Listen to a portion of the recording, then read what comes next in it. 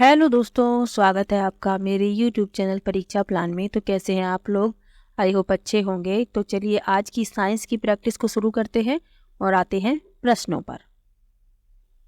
Video देखने के बाद यदि आपको अच्छा लगे तो वीडियो को लाइक और शेयर कीजिएगा, और यदि आप चैनल पर नए हैं तो चैनल को सब्सक्राइब कर लीजिए। सभी प्रश्न महत्वपूर्ण हैं, तो चलिए शुरू करते हैं। पहला प्रश्न लिखा है, तत्व एक्स विद्युत का कुचालक है, ऑक्सीजन में जलकर एक गैस उत्पन्न करता है जो जल में घुलनशील है, और यह विलयन नीले लिटमस पत्र को लाल कर देता है। तत्व एक्स है। पहला विकल्प है कार्बन, दूसरा है नाइट्रोजन, तीसरा है मैग्नीशियम और चौथा है सल्फर। तो नीले लिटमस को लाल करता है अम्ल, तो जो ये तत्व है ये अम्ल होगा। ये तो यहाँ से पता चल गया। अब यहाँ पर लिखा है ऑक्सीजन में जलकर एक गैस उत्पन्न करता है जो जल में घुलनशील है, तो यह जो एक्स है ये होगा सल्फर। डी विकल्प इसमें सही है, क्योंकि सल्फर जो है एक अधातु है और ऊष्मा और विद्युत की कुचालक होती है, क्योंकि इलेक्ट्रॉन गति करने के लिए स्वतंत्र नहीं होते, और यह ऑक्सीजन की उपस्थिति में जब जलाया जाता है तो सल्फर डाइऑक्साइड गैस उत्पन्न होती है। तो डी विकल्प इसमें सही हो जाएगा। अगला प्रश्न देखते हैं।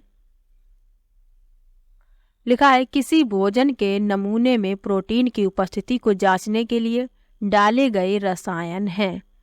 पहला विकल्प है कॉपर सल्फेट बेकिंग सोडा, दूसरा है कॉपर सल्फेट कास्टिक सोडा, तीसरा है जिंक सल्फेट बेकिंग सोडा और चौथा है जिंक सल्फेट और कास्टिक सोडा।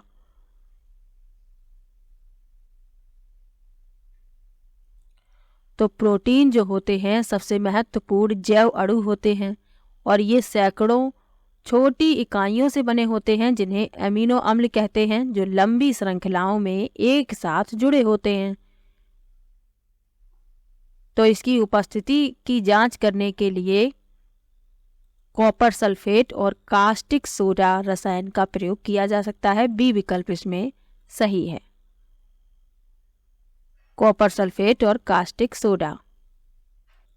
अगला प्रश्न है, निम्न में से कौन सा जलीय विलयन विद्युत धारा का चालन नहीं करता? पहला विकल्प है नींबू का रस, दूसरा विकल्प है शर्करा का विलयन, तीसरा है कास्टिक सोडा का विलयन और चौथा है साधारण नमक का विलयन। तो इसमें जो विद्युत धारा का चालन नहीं करता है वह बताना है। तो बी विकल्प इसमें सही होगा, शुगर सॉल्यूशन यानी कि शर्करा का विलयन, शक्कर का विलयन। बी विकल्प इसमें सही है। अब विद्युत के सुचालक और कुचालक पदार्थ क्या होते हैं? जो विद्युत धारा का चालन करते हैं यानी कि विद्युत धारा को अपने पास से गुजरने देते हैं, तो वह सुचालक पदार्थ होते हैं, और जो विद्युत धारा को स्वयं से गुजरने नहीं देते वे कुचालक पदार्थ होते हैं। तो ये भी साथ में आपको याद रखना है। अगला प्रश्न देखते हैं। लिखा है विभिन्न जीव विभिन्न अंगों द्वारा श्वसन करते हैं। स्तंभ ए में दिए गए जीवों को स्तंभ बी में दिए गए श्वसन के अंगों से मिलाइए। यानी कि मिलान करना है जीवों को उनके श्वसन अंगों से। तो चलिए मिलाते हैं। सबसे पहले लिखा है मेढक। तो मेढक जो है यह फेफड़ों से श्वसन करता है। मेढक के बारे में अभी मैं और बताऊंगी, पहले मिलान कर लेते हैं। ये फेफड़ों से श्वसन करता है, तो मेढक को मिला देंगे चौथे से, यानी कि ये फेफड़ों से श्वसन करता है। केंचुआ ये गीली त्वचा से श्वसन करता है, इसे तीसरे से मिला देंगे। तिलचट्टा जो होता है ये श्वास नली से करता है, और जो मछली होती है ये क्लोम से करती है यानी कि गिल्स से करती है। तो इस क्रम में पहला विकल्प सही हो जाएगा। ए का चौथा, बी का तीसरा, सी का दूसरा और डी का पहला। अब जो मेढक होता है मनुष्य की तरह इसमें एक जोड़ी फेफड़े होते हैं, लेकिन ये अपनी आर्द्र और चिकनी त्वचा से भी सांस ले सकते हैं। ये बात भी आप लोगों को याद रखनी है।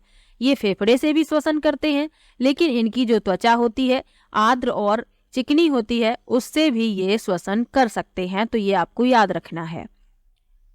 लेकिन जब ये जमीन पर होते हैं तो केवल फेफड़ों के माध्यम से ही सांस लेते हैं। अब जो केचुआ होता है ये अपनी त्वचा से सांस लेता है और इसकी जो त्वचा होती है छूने पर आर्द्र और श्लेष्मी प्रतीत होती है, और यदि इनकी त्वचा सूख जाए तो इनका दम घुटने लगता है, क्योंकि ये त्वचा से ही सांस लेते हैं। तिलचट्टा जो होता है, जिसे कॉकरोच कहते हैं, तो इसके शरीर के किनारों पर छोटे छोटे छिद्र होते हैं। अन्य कीटों के भी समान छिद्र होते हैं और इन छिद्रों को श्वास रंध्र के रूप में जाना जाता है। और तिलचट्टे में श्वास प्रणाल नामक वायु नलियों का एक जाल भी होता है, तो ये भी आपको याद रखना है। और जो मछली होती है ये जल के भीतर सांस लेने के लिए इसके पास क्या होते हैं, गिल्स यानी क्लोम होते हैं, और ये विशेष श्वसन अंग होते हैं जिनका मछली प्रयोग करती है। तो ये सब भी आपको साथ में जानना आवश्यक है। अगला प्रश्न देखते हैं। वनों के संदर्भ में निम्न में से कौन सा कथन सत्य नहीं है, यानी कि वनों के संदर्भ में जो गलत है वह बताना है। पहला विकल्प है वन मृदा अपरदन को रोकते हैं। दूसरा है वन अपने आसपास के क्षेत्रों में अच्छी वर्षा करने में सहायक होते हैं। तीसरा है वन जलवायु, जल चक्र तथा वायु की गुणवत्ता पर प्रभाव डालते हैं। और चौथा है एक वन में वृक्ष वनस्पति की सबसे ऊपरी और झाड़ सबसे निचली परत बनाते हैं। तो वनों के संदर्भ में जो गलत है वह बताना है। पहला विकल्प है वन मृदा अपरदन को रोकते हैं। दूसरा है वन अपने आसपास के क्षेत्रों में अच्छी वर्षा करने में सहायक होते हैं।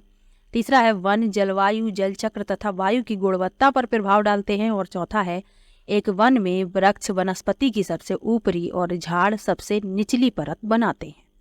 तो वनों के संदर्भ में जो गलत है वह डी विकल्प है। क्यों गलत है? क्योंकि इसमें लिखा हुआ है कि वन में वृक्ष वनस्पति की सबसे ऊपरी परत और झाड़ सबसे निचली परत बनाते हैं, जबकि ऐसा नहीं है। वनों में सबसे ऊपर की जो परत होती है वह वृक्ष से बनती है, दूसरी परत झाड़ियों से बनती है और सबसे निचली परत वनस्पतियों की जड़ी बूटियों से बनती है। इसीलिए ये गलत है और गलत ही पूछा गया है। अगला प्रश्न देखते हैं।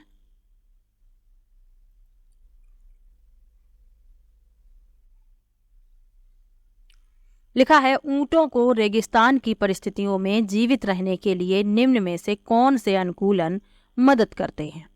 पहला है उनकी टांगें लंबी होती हैं। दूसरा है वे बहुत मूत्र त्याग करते हैं। तीसरा है वे बहुत पसीना बहाते हैं। और चौथा है उनकी लीद आर्द्र है।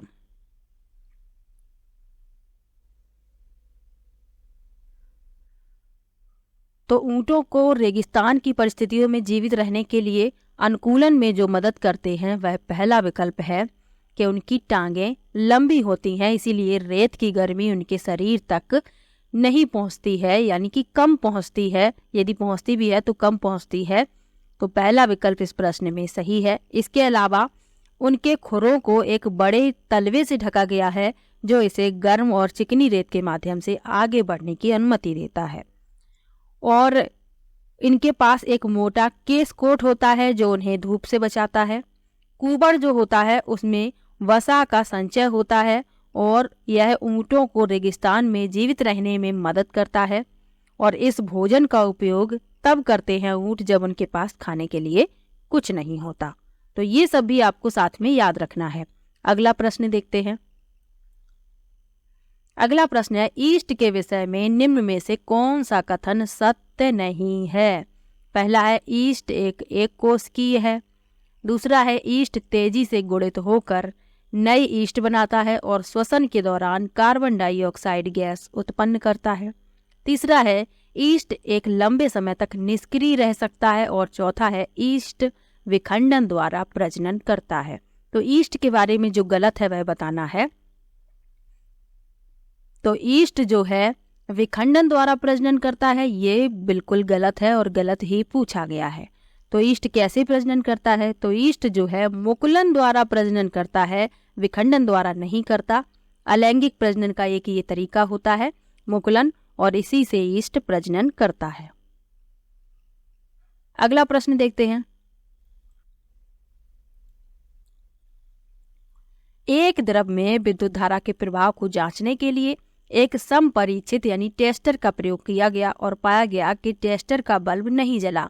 निम्न में से कौन सा कथन इस अवलोकन की व्याख्या कर पाएगा? पहला लिखा है समपरीक्षित यानी टेस्टर का परपथ पूरा नहीं हुआ।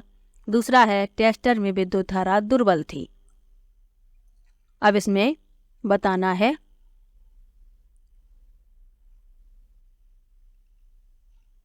तो दोनों ही कथन सही व्याख्या कर रहे हैं। समपरीक्षित का परपथ पूरा नहीं हुआ इसीलिए बल्ब नहीं जला, और समपरीक्षित यानी टेस्टर में विद्युत धारा दुर्बल थी। ए और बी दोनों ही सी विकल्प इस प्रश्न में सही है।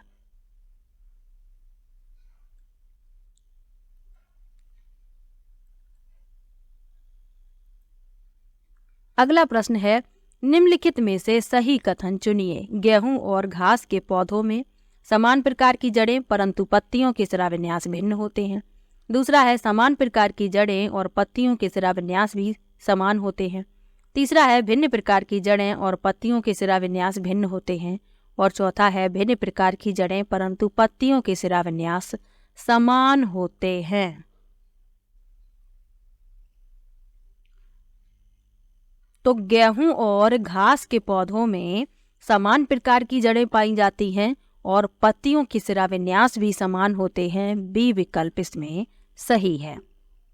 जड़ें जो होती हैं दो प्रकार की होती हैं, मूसला जड़ और दूसरी होती है झकड़ा जड़, और इसे ही रेशेदार जड़ भी कहते हैं। तो ये भी आपको याद रखना है। और गेहूं और घास दोनों में जो जड़ें होती हैं ये झकड़ा जड़ होती हैं इनमें, और ये दोनों ही एक बीज पत्री पादप हैं। तो ये भी आपको याद रखना है। अगला प्रश्न देखते हैं। अगला प्रश्न है नाइट्रोजन चक्र के विभिन्न चरण नीचे दिए गए हैं। इन चरणों का सही क्रम है, यानी कि इन चरणों को सही क्रम में लगाना है। तो चलिए पहले पढ़ लेते हैं। गैसीय नाइट्रोजन यौगिकों का वर्षा द्वारा मृदा में जाना, वायुमंडलीय नाइट्रोजन का बिजली से टकराना। तीसरा है जीवाणु नाइट्रोजन के यौगिकों को गैसीय नाइट्रोजन में परिवर्तित करते हैं। पौधे नाइट्रोजन यौगिकों को अवशोषित कर लेते हैं। पशु पौधों को ग्रहण करते हैं और नाइट्रोजन के यौगिक शरीर से बाहर उत्सर्जित होते हैं। तो चलिए क्रम में इनको लगाते हैं। ये आएगा पहले पर, दूसरा वाला आएगा पहले पर, उसके बाद ये वाला आएगा, पहला आएगा दूसरे पर, चौथा आएगा तीसरे पर, पांचवा आएगा चौथे पर, और तीसरा आएगा पांचवें पर। तो पहले दूसरा, फिर पहला, फिर चौथा, फिर पांचवा, फिर तीसरा, यानी कि पहला विकल्प इसमें सही हो जाएगा। अगला प्रश्न देखते हैं।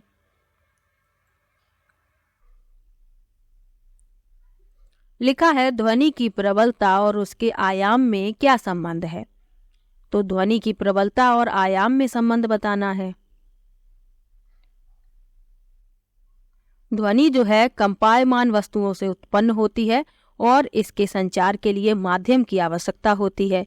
निर्वात में ध्वनि का संचालन नहीं होता है, ये भी आपको याद रखना है।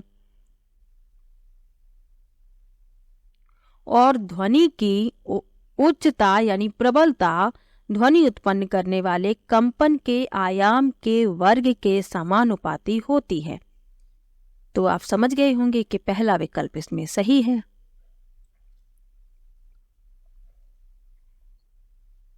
यदि कंपन का आयाम बड़ा होता है तो उत्पन्न ध्वनि तेज होती है, और कंपन का आयाम छोटा होता है तो उत्पन्न ध्वनि मंद होती है।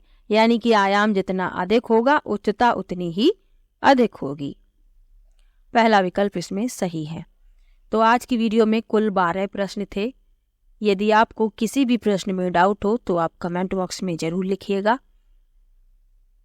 जैसे ही ये प्रैक्टिस पूरी हो जाएगी महत्वपूर्ण प्रश्नों की, उसके बाद मैं पेडागोजी के क्वेश्चन भी करवाऊंगी। बस आप लोगों का सपोर्ट चाहिए।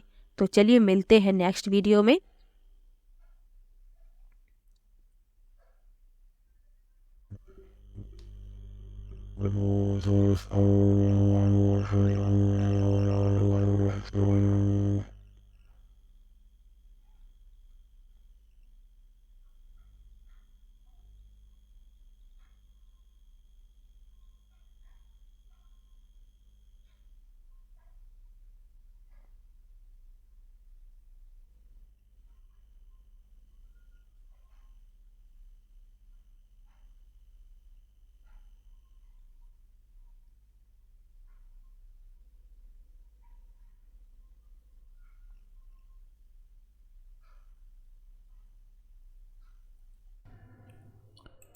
वीडियो कैसा लगा कमेंट बॉक्स में ज़रूर बताइएगा। वीडियो को लाइक कीजिए, शेयर कीजिए और चैनल को सब्सक्राइब कर लीजिए।